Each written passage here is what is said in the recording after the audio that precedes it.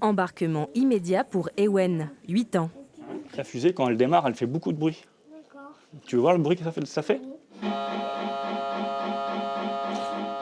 Il va subir une IRM pour la première fois et dans cette fusée, il découvre en douceur les conditions de l'examen. On va mettre ça sur ta tête comme ça. C'est comme le casque de cosmonaute. Je te rentre, regarde. Hop. Créée en 2012, cette machine digne d'un dessin animé permet de simplifier cette consultation pour les enfants et leurs parents.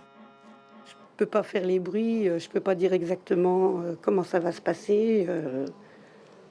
Donc là, au moins, c'est vrai qu'ils sont très bien expliqués, sachant qu'il était quand même assez anxieux avant de venir. Une fois par semaine, l'hôpital de jour pédiatrique s'installe dans ce centre d'imagerie médicale pour accueillir une douzaine d'enfants.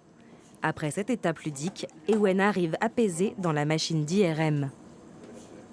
Voir un enfant qui se débat ou qui souffre, qui n'aime pas l'examen ou qui pleure, c'est jamais très agréable. Donc voilà, quand ça se passe super bien, l'examen se passe plus vite, les images sont belles, le diagnostic est fait et c'est bonus pour tout le monde.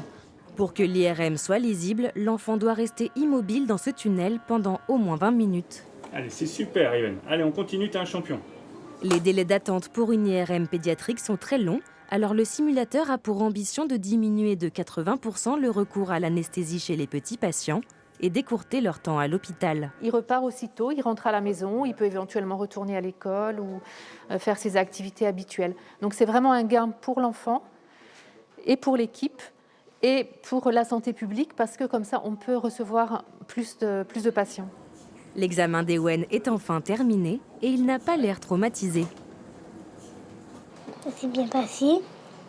Et puis, 10 minutes sucettes. Et on ne se souvient plus, en fait. Impliquer l'enfant dans son soin et dédramatiser son expérience à l'hôpital, objectif atteint pour le simulateur.